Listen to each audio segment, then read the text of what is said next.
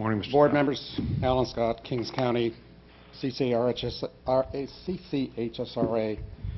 coming before you again with some serious concerns regarding the competency of this extremely politically macinated, disastrous mega project. My concerns are many, and time does not allow me to expand. I begin with physical deficiencies. Mr. Scott? I'm missing him. No, sir. I was just going to ask you to speak more closely into to this? the microphone so Sorry. that the remarks My can be recorded. apologies. No, that's all right. I begin with physical deficiencies. In fact, the fact you do not have enough money today, tomorrow, actually, I've never had enough money to complete anything. Proof of this fact is your serious lack of project completion after 4 years in CP1. As of today, basically, you're pretty much at zero. In December 2015, began the process of transitioning from a statewide convoluted project where now you're lucky if you even get over 200 miles an hour any sustained distance. To further demonstrate these concerns, in May, we went to Los Banos and discovered the following, that now instead of 220 miles an hour, everything was going to be at 200 miles an hour, yet I've attended probably over 30 or 40 open house sessions, and it's always been 220. Now it's 200. So why is the San Jose to Wasco or Shafter 200 miles an hour? What changed? I'd like to comment on the bookends. And after watching a video of the San Francisco Board, part of the San Francisco Board of Supervisors meeting the other day, I think this comes into fruition. They're now, San Francisco is short $16.2 billion in funds, and it appears from what I saw on the video over 30 minutes that a number of the supervisors did not know that they were short $16.2 million. There's a serious question there. I didn't see the whole meeting because I didn't have access to it, but there is a problem, and it appears the whole scope of that meeting was to get more accountability and transparency. We've heard that before. Another serious consideration that I'm going to talk about right now is the Trans-Bay Terminal. Originally it was $2 billion, now it's $4.5 billion, and it looks like it's going to go up. And I guess the city of San Francisco or the county had to put another $250 million into it. No surprise here, another Bay Bridge debacle. Furthermore, the HSR system does not connect to the terminal. It's short by 1.3 miles. Then a story came out just recently. It appears that a nearby 58-story Millennium Towers nearby there is experiencing major subsidence issues. I understand it's sunk 16 inches. I'm not sure if that's correct or not, but that was the information I had.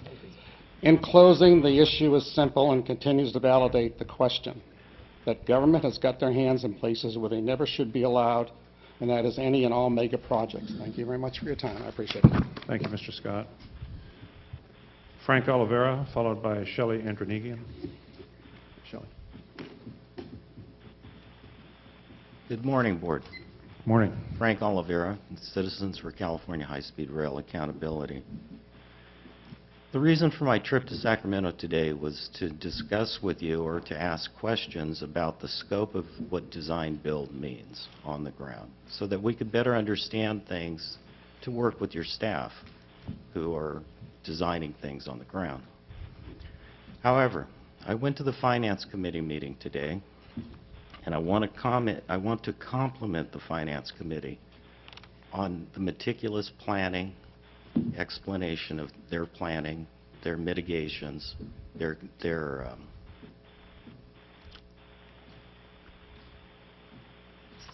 forecasting what's going to happen next, their contingency planning. It was very impressive listening to them work today.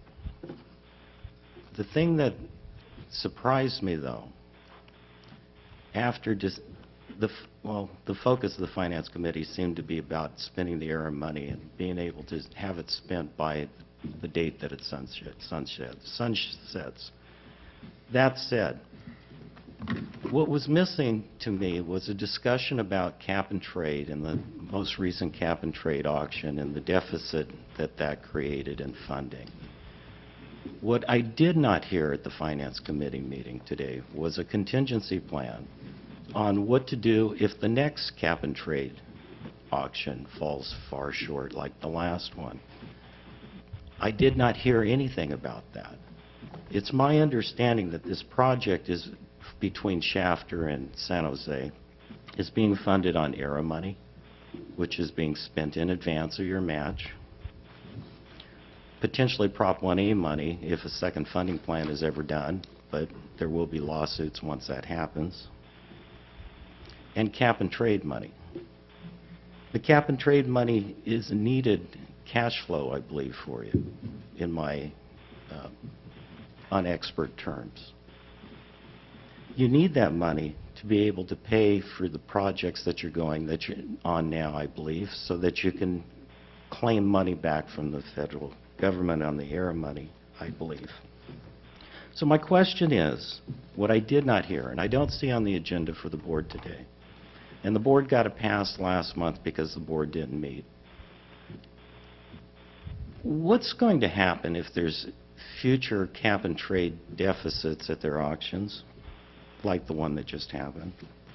What's going to happen to this project if cap and trade isn't extended beyond 2020?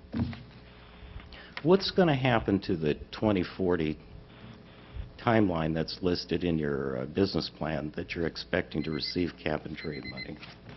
Where's the federal match going to come from? Those questions, I'd like somebody to answer those questions if possible. It's stuff that the public should know. Thank you. Thank you, Mr. Oliveira. Ms. Andronikian, followed by Roland LeBrun.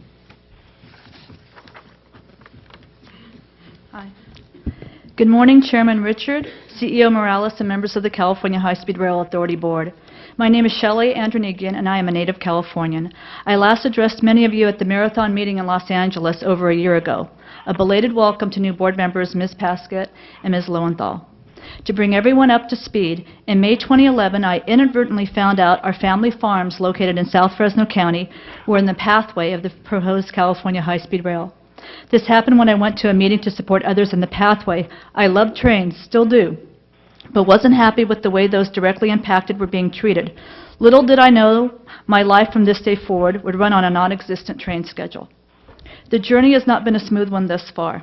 There also seems to be a consistent underlying theme, that although everyone affiliated with the project wants the world to know they are ready to proceed with the largest infrastructure project of its kind, they are actually still completely unprepared to do so. This past decade, I've also run across politicians at almost every level who care more about their party line and/or personal gain from the train instead of putting their constituents first. I commend those who do care about those they represent, and these individuals come from both sides of the aisle. Rail, much like water and most every other issue, is a nonpartisan one. Last week, I set aside a total of 3 days to properly accommodate a survey team along with an appraiser and right-of-way team. Everyone was cordial and pleasant. However, survey stakes placed on one of the properties on Wednesday a.m. were already old news by the time of Friday morning's appraisal. We were told at the latest inspection that this is to be expected in a design-build project. The surveyors will be back again in a few weeks or more once everything is figured out. I know one neighbor who has had their property surveyed multiple times thus far. 21 summers ago, I took my first of several trips on high-speed rail lines while overseas. I honestly don't believe that 21 summers from now, regardless of whether I am still here or not, those behind the scenes at the California High-Speed Rail Authority will actually be prepared to move forward to provide high-speed rail here across our Golden State, let alone the rest of America. Meantime, those of us in the immediate pathway will have irreparable harm done to our lives, livelihoods, and properties by those unprepared to complete the task at hand, all in the name of progress. Thank you and safe travels. Thank you. Roland LeBrun.